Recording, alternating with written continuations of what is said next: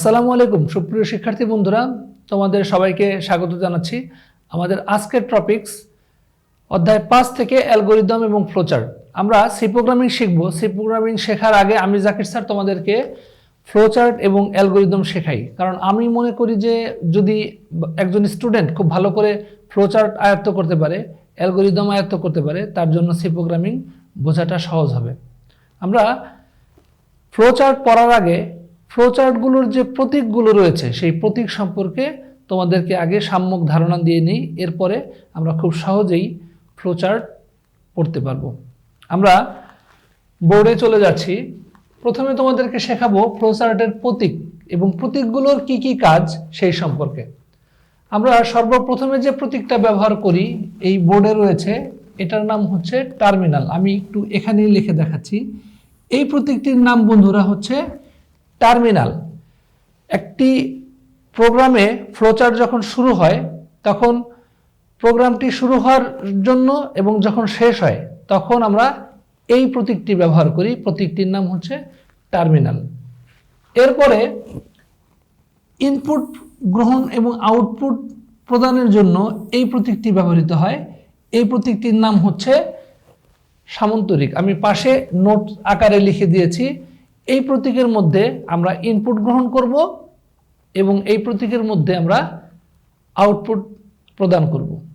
এরপর এই প্রতীকটির নাম হচ্ছে আয়তক্ষেত্র। যখন আমরা একটা প্রোগ্রামের জন্য সূত্র প্রয়োগ করব, প্রসেসিং করার প্রতীকের নাম হচ্ছে আয়তক্ষেত্র।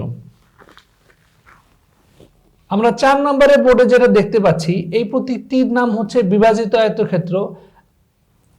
এটি প্রোগ্রামের মধ্যে সাব প্রোগ্রাম ব্যবহার করার জন্য এটি ব্যবহার করা হয়। আমরা যে ফ্লোচার্টগুলো অ্যালগরিদমগুলো সাধারণত পড়ব তোমাদের জন্য, এই প্রতীকটা আসলে আমাদের খুব একটা ব্যবহৃত হয় না, তবু আমরা লিখেছি কারণ এই প্রশ্নটি এমসিকিউ আকারে অনেক সময় আসে। এরপরে খুবই গুরুত্বপূর্ণ একটি প্রতীক হচ্ছে ডায়মন্ড। আমরা যখন প্রোগ্রামের মধ্যে একটা সিদ্ধান্ত গ্রহণ করতে যাব তখন সিদ্ধান্তমূলক চিত্রের জন্য আমরা ব্যবহার করব হচ্ছে ডায়মন্ড প্রতীক।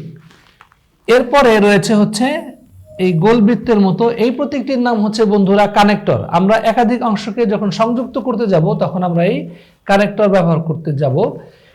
এরপর রয়েছে হচ্ছে তীর চিত্র বা ডিরেকশন। এটি খুবই গুরুত্বপূর্ণ, সব সময় দেখা যাবে যে তোমার ব্যবহার করতে হবে। এরপরে সর্বশেষ যে প্রতীকটি আমরা আমাদের নোটসের মধ্যে পেয়েছি সেটা হচ্ছে ফর্ক। এটি ফর্ক চিত্র বা কোনো প্রোগ্রামে যখন কোনো ব্যাখ্যা করার প্রয়োজন হবে তখন এটি ব্যবহার করা হয়। এটিও খুব বেশি আমরা ব্যবহার করি না। এইগুলো প্রশ্নটা এমসিকিউ আকারে আসে। বন্ধুরা তোমাদেরকে আমি একটু সহজবোধ্য কিছু কথা বলে নিই। যে প্রতীকগুলো অনেকেই বলে যে স্যার কঠিন লাগে, আসলে কঠিন লাগার তো কিছু নাই। কারণ কি, এক একটা সিম্বলের এক একটা ব্যবহার, এক একটা কাজের জন্য আমরা এক একটা বিষয় ব্যবহার করি। আমি বুঝিয়ে বলি, যেমন তোমাকে যদি বলা হয় যে তুমি লেখার জন্য কি ব্যবহার করো, তুমি বললো যে স্যার কলম। যদি বলা হয় যে তুমি মোছার জন্য কি ব্যবহার করো, বোর্ডের মধ্যে মোছার জন্য ব্যবহার করতে হয় ডাস্টার। তোমাকে বাতাস খাওয়ার জন্য কি ব্যবহার করতে হয়, ফ্যান বা এসি। বিষয়গুলো খুব সিম্পল ভাবে এইটাও তুমি এইভাবে মনে করবা যে একটা ফ্লোচার্টে যখন প্রোগ্রাম শুরু এবং শেষ হবে তখন ব্যবহার হবে এই টার্মিনাল প্রতীক। প্রোগ্রামের যখন আমরা ইনপুট গ্রহণ করব তখন আমরা ব্যবহার করব হচ্ছে এই সামন্তরিক প্রতীক। যখন আমরা প্রসেসিং করব তখন ব্যবহার করব হচ্ছে আয়তক্ষেত্র। যখন আমরা সিদ্ধান্ত নেওয়ার জন্য চিহ্ন ব্যবহার করব তখন আমরা ব্যবহার করব ডায়মন্ড প্রতীক। যখন একের অধিক অংশকে কানেকশন করব তখন আমরা এই কানেক্টরটি ব্যবহার করব। যখন কোনো ডিরেকশন কোন দিকে যাবে সেটার জন্য আমরা ব্যবহার করব হচ্ছে তীর চিত্র। মূলত আমাদের ফ্লোচার্টে এই প্রতীকগুলোই আমাদের এইচএসসি সিলেবাসে লাগবে। আমি আশা করি বোঝাতে পেরেছি। এই ফ্লোচার্টগুলো দিয়ে কিভাবে আমরা প্রোগ্রামের মধ্যে ফ্লোচার্ট নির্ণয় করতে হয় তোমাদেরকে শেখাবো।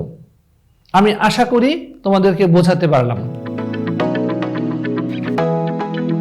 আমরা দুটি সংখ্যার যোগফলের ফ্লোচার্ট করব এবং ফ্লোচার্টের পরে আমি তোমাদেরকে অ্যালগরিদম শেখাবো। দুটি সংখ্যার যোগফল শিখলে আমরা বিয়োগ, গুণ এবং ভাগ এই 4টা টোটালি আমরা পারবো। খুব সহজেই আমি তোমাদেরকে শেখাতে যাচ্ছি। দুইটি সংখ্যার যোগ। ফ্লোচার্ট করার জন্য আমরা কিন্তু এর পূর্বের ক্লাসে তোমাদেরকে ফ্লোচার্টের প্রতীকগুলো সম্পর্কে শিখিয়েছি। এখন কিভাবে ফ্লোচার্ট সম্পন্ন করতে হয় সেই বিষয়টা শেখাচ্ছি। একটি ফ্লোচার্টের সর্বশুরুতে কি লিখতে হয় বন্ধুরা? লিখতে হয় হচ্ছে একটি টার্মিনাল প্রতীক। এটি হচ্ছে শুরু। শুরু করার জন্য লিখতে হয় হচ্ছে স্টার্ট। আমরা এই শব্দগুলো ইংরেজিতে ব্যবহার করব। দ্বিতীয় ধাপ হচ্ছে, প্রোগ্রামটা তো তুমি শুরু করলে, এখন তুমি কি করবে? ইনপুট গ্রহণ করতে হবে। ইনপুট গ্রহণ করার প্রতীক কি? ইনপুট গ্রহণ করার প্রতীক হচ্ছে সামান্তরিক। আমাদের দুইটি সংখ্যা, তাহলে ইনপুট হিসেবে আমরা গ্রহণ করব হচ্ছে ইনপুট এ এবং বি।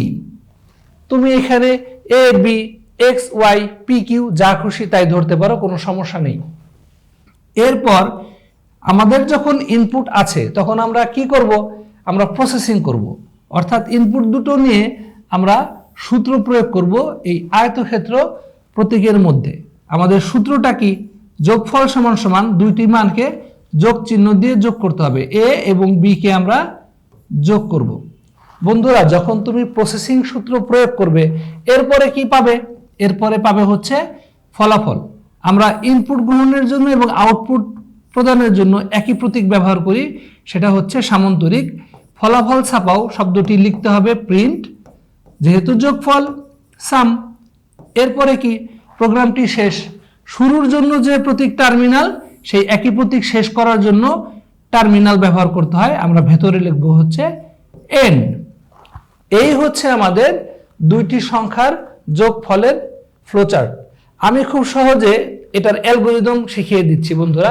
ফ্লোচার্টে যতগুলো ধাপ রয়েছে অ্যালগরিদমে সেম ততগুলো ধাপ রয়েছে। আমরা অ্যালগরিদমে লিখব হচ্ছে ধাপ 1। এই অ্যালগরিদম আমি জাকির স্যার তোমাদেরকে ইংরেজিতে শিখতে বলবো, কারণ ইংরেজি টার্মগুলো খুব অল্প করে লিখলে সহজে লেখা যায়, বাংলাগুলো অনেক বেশি শব্দ লিখতে হয়। স্টেপ 1 আমরা ফ্লোচার্টে ব্যবহার করেছি স্টার্ট, অ্যালগরিদমে হচ্ছে স্টার্ট। আমি একটু বলে নেই, অ্যালগরিদম হচ্ছে প্রোগ্রামের জন্য লিখিত রূপ, আর ফ্লোচার্ট হচ্ছে চিত্রিত রূপ।